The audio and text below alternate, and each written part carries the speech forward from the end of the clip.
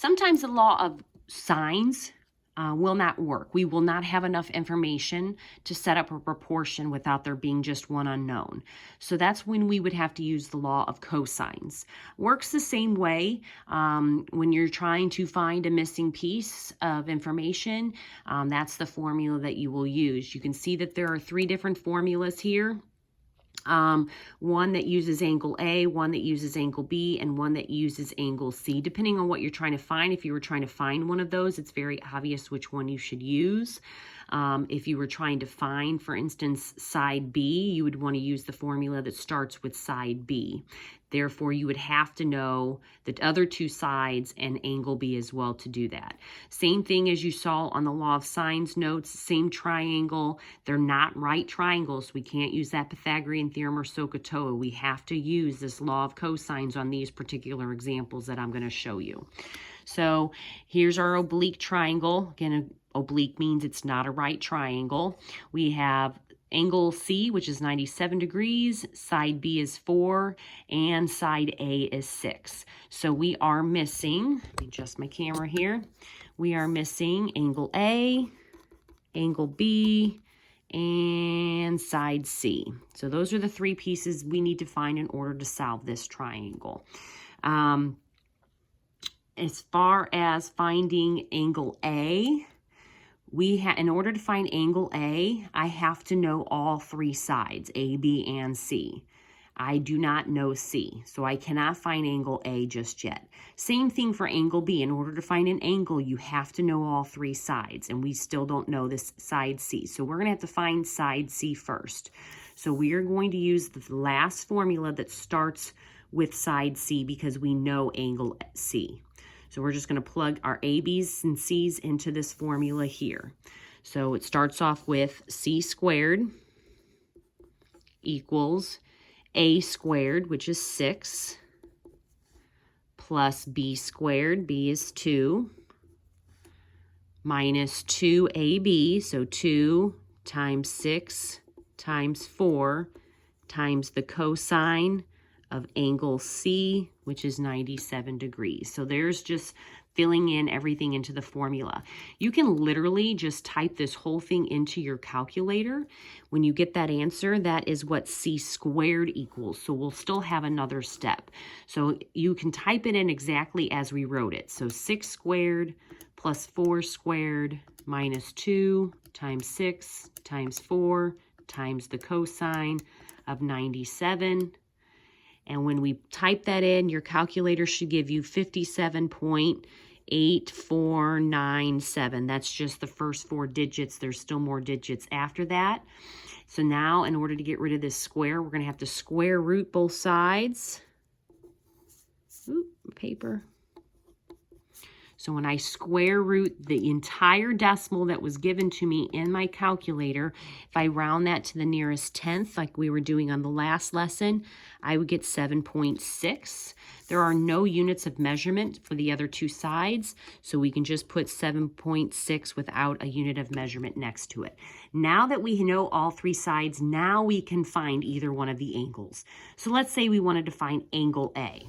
Going back up here, angle A, the only one that appears is here on this very first one. So we're going to use that first formula to find angle A. So I'm going to type in, or I'm going to write down all the other pieces. So we have A squared, so 6 squared, equals B squared, which is 4 squared, plus C squared, we just found C to be 7.6, minus 2 times 4 times 7.6. I'm going to run out of room, it looks like, times the cosine of angle A, which we are trying to find.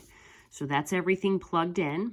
This one, unfortunately, we cannot plug into the calculator all at once. We are going to have to do it in parts because we have a term here, we have a term here, and then we have another term here. So we're going to have to treat it almost like an equation.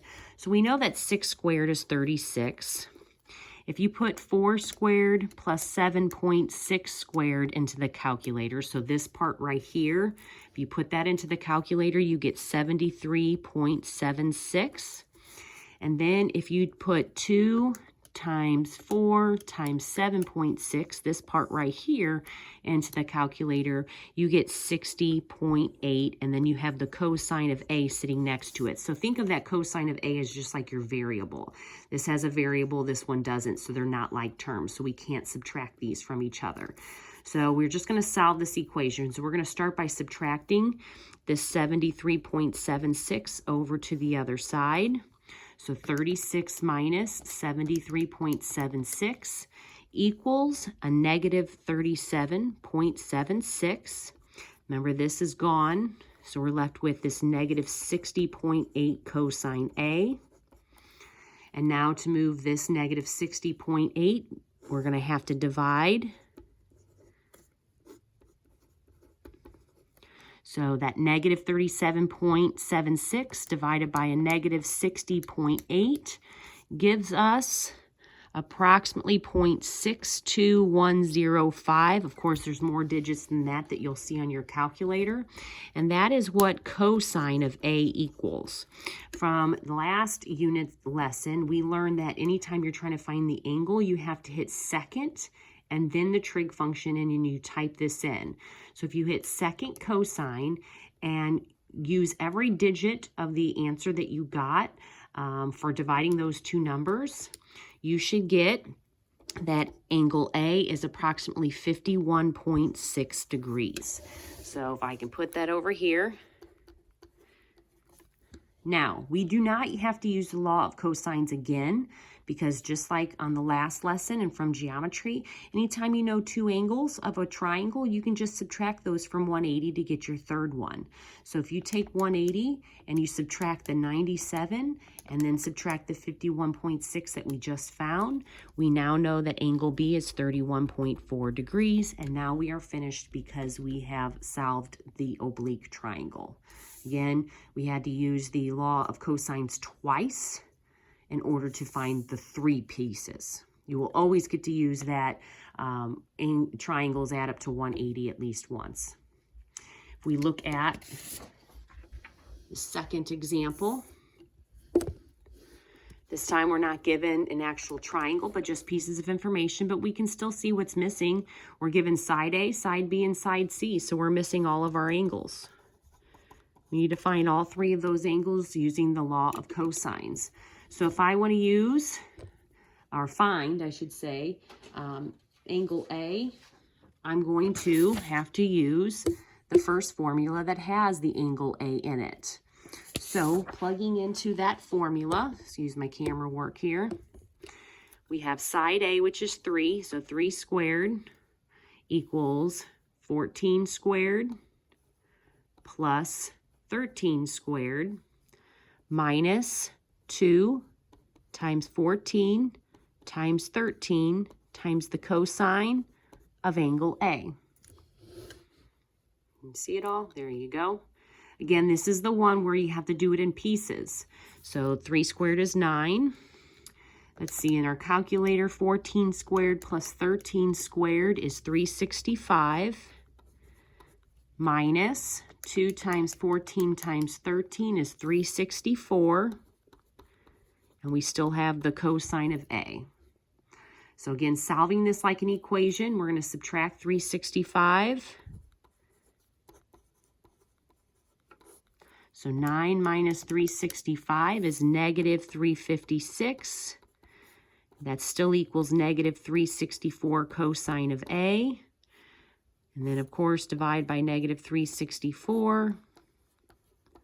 So negative 356 divided by negative 364 is approximately 0.978. There's more digits after that. But again, remember, that's what cosine A equals. So we're going to have to hit second cosine and then type in that entire decimal answer that we got in our calculator to find our actual angle A, which is approximately 12 because our 10th digit is a 0 and it's not going to get rounded up, let's go ahead and round to the nearest hundredths on this one.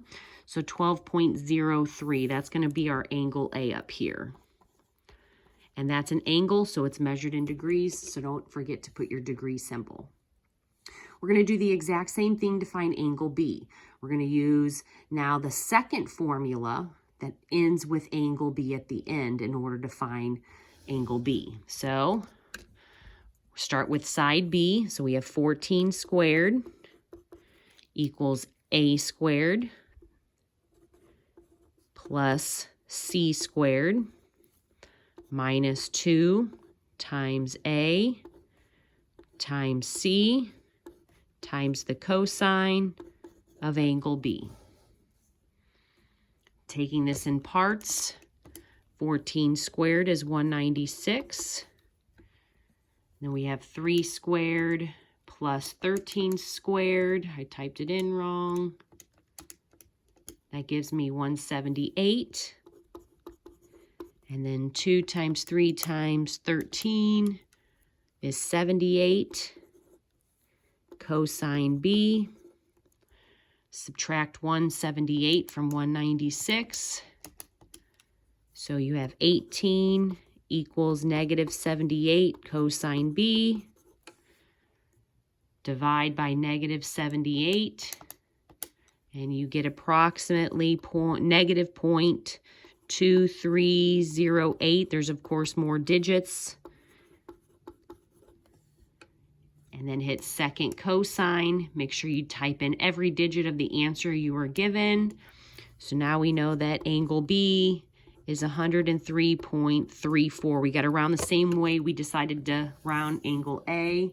So 103.34 degrees is angle B. Again, now we can use the rule from geometry that triangles add up to 180. So we can subtract 12.03 and 103.34 from 180, and for angle C we get 64.63 degrees, and now we have solved this oblique triangle because we found all the missing angles. Again, if you have any questions, don't hesitate to email me, or I can meet you in a Google Meet. Just let me know.